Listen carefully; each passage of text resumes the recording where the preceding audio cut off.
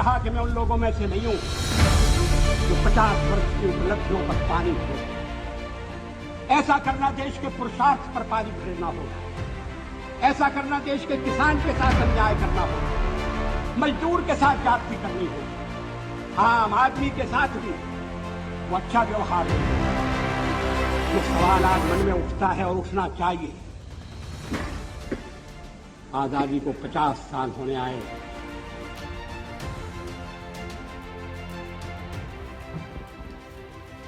नमस्कार, मैं ध्रुव राठी। नहीं, मैं अभय तोमर। भारत ने अपना 33वां स्वतंत्रता दिवस मनाया।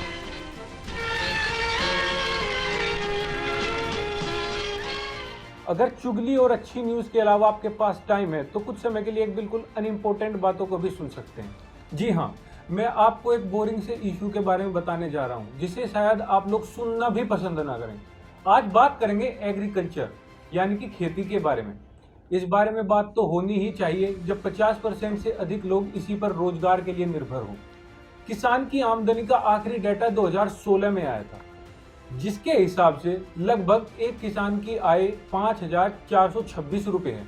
और अगर उसी हिसाब से हम एक मजदूर की आय देखें तो वो लगभग 14 से 15,000 रुपये तक है। आप इसी से ही अंदाजा लगा सकते हैं कि आज किसान की हालत कितनी बुरी है।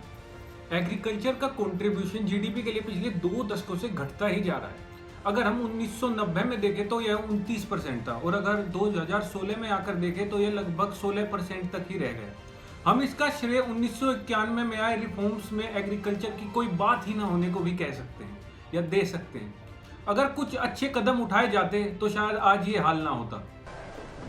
अब अपने देश के सामने कई समस्याएं जो मुंह बाए खड़ी हैं। सबसे अधिक है गरीबी, दूसरी समस्या बेरोजगारी। जिस वक्त जनता पार्टी ने बागडोर संभाली थी देश की, उस वक्त से लेकर अब तक 25 लाख और नए नौजवानों ने अपना नाम काम दिलाऊ दफ्तर में दर्ज किया। 25 लाख लड़कों ने, अर्थात बेरोजगारी बढ़ती जाती है। आप मुझे कुछ दीजिए मत, और अगर औरों से लूं तो मारा जाऊं। यही तो हो रहा है।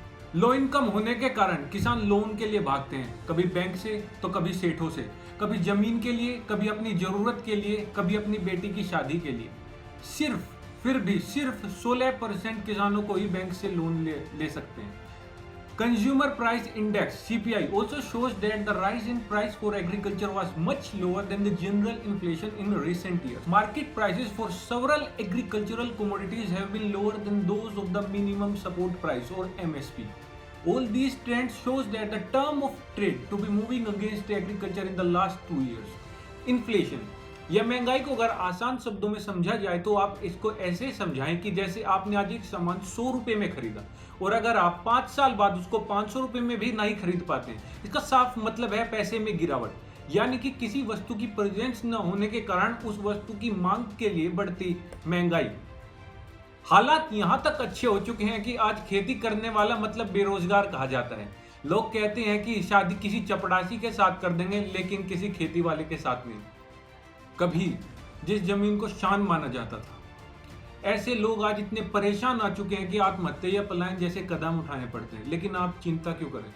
आप लोग तो ये देखिए कि कहीं ड्रग्स एंगल में कोई और तो नहीं फंसा। अगर हम 2013 से 2019 तक के बीच की बात करें, एवरेज एग्रीकल्चरल जीडीपी ग्रोथ 3.1% थी और जो आम ग्रोथ देखी जाए एवरेज जीडीपी ग्रोथ पूरे देश की 6.7% थी। आप अंतर खुद ही देख सकते। अब मैं उन वर्गों का जिक्र कर रहा था जिनकी तरफ गवर्नमेंट को ज्यादा ध्यान देने की जरूरत है। हरिजन लोग, आदिवासी लोग, भूमिहीन लोग, बेरोजगार लोग या जिनके पास कम रोजगार, और अपने देश के 50% से अधिक किसान जिनके पास केवल 1 हेक्टर जमीन है, 4 बीघे जमीन से कम है, इन सब की तरफ गवर्नमेंट का विशेष ध्यान होगा। अन्न के भंडार पड़े हैं आप कहते होंगे, तो फिर देश के अंदर क्यों भूख? उसका कारण यह है कि उनके पास क्रय शक्ति नहीं, उनके पास परचेजिंग पावर नहीं। उसके लिए खेती की पैदावार बढ़ाने की तरफ विशेष ध्यान देने की आवश्यकता है। भ्रष्टाचार की कोई सीमा नहीं, और जिस देश में भ्रष्ट होंगे लोग, वो देश कभी, चाहे कोई लीडर आ जाए, कोई पार्टी बरसरे इख्तिदार हो जाए, कितने अच्छे प्रोग्राम क्यों ना हो, वो देश कभी तरक्की नहीं। Government policies skewed in favor of consumers have resulted in farmers losing an average of 14% in nearly 2 decades. 14%. Indian consumers, on the other hand, have been paying on average 25% less on all commodities. आप इसको ऐसे भी समझ सकते हैं कि government की policy के कारण जो एक खेती करने वाला है उसको 14% कम मिलता है, और अगर मैं कुछ सामान लेने जाऊं तो मुझे 25% कम देना पड़ता है। आप इस अंतर के ये समझिए कि इसी अंतर के कारण आज किसान की ये स्थिति है। ये मेरा कहना नहीं है, ये report ICRIER, Indian Council for Research on International Economic Research, और OECD, Organisation of Economic Cooperation and Development ने दी है। अगर देश को उठना है, पुरुषार्थ करना होगा, हम सबको पुरुषार्थ करना होगा।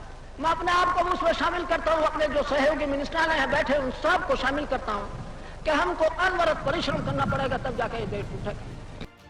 हम लोग 1500 रुपए पर केजी देने में खुश रहते हैं आलू फ्राइज पर, लेकिन 15 रुपए पर कच्चे आलू के लिए देने पर ना जाने कहां से निकल जाते हैं। Potato fries cost the MNC food chain not more than the ₹150 a kg। ये मेरा कहना नहीं है, ये भी एक रिपोर्ट के मुताबिक। This is partly policy induced and partly related to other inefficiencies in the marketing chain.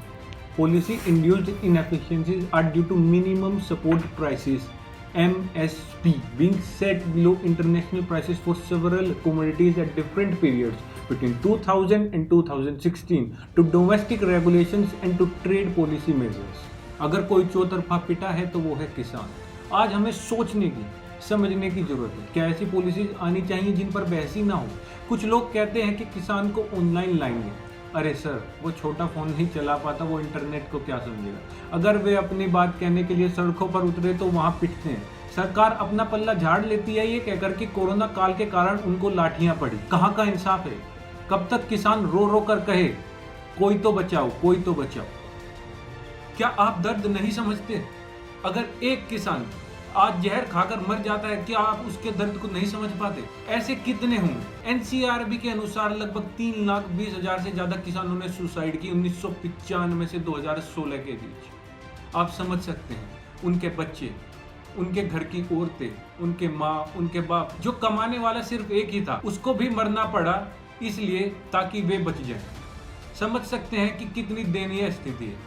APMC में सुधार किए जाएं, ना कि हटाए जाए, ये मेरा मानना है। हालांकि अभी बिल आया, उसके अनुसार APMC में कोई भी चेंज नहीं आया, लेकिन लोगों का यह दावा है कि कुछ दिनों में इसको हटा दिया जाएगा। 1970 या 1960 में गए तो APMC इसीलिए लाया गया था ताकि वो स्थिति पैदा ना हो या उस स्थिति से निपटने के लिए। और आज अगर APMC हटाया जाएगा तो क्या वो स्थिति दोबारा नहीं आएगी? समझने की जरूरत है।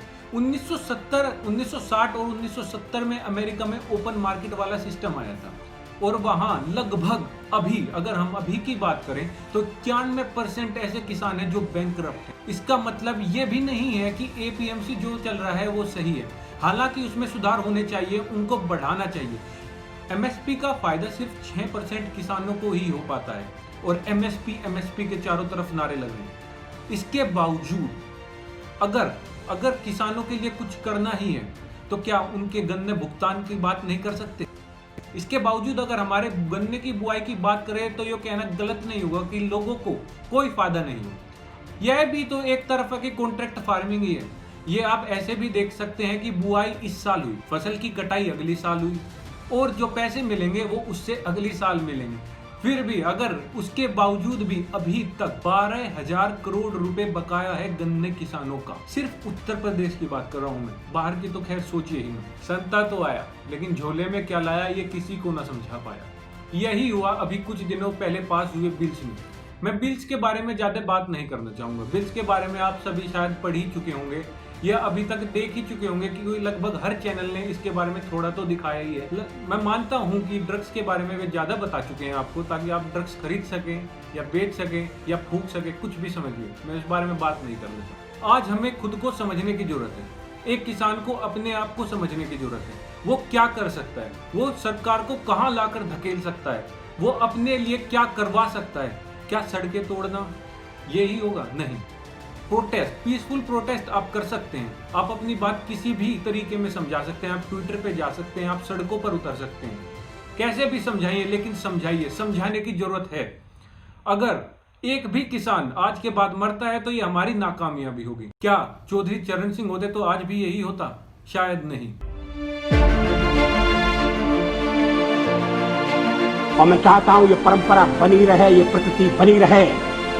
सत्ता का खेल तो चलेगा, सरकारें आएंगी जाएंगी, पार्टियां बनेगी बिगड़ेंगी, मगर ये देश रहना चाहिए, इस देश का लोकतंत्र अमर रहना चाहिए।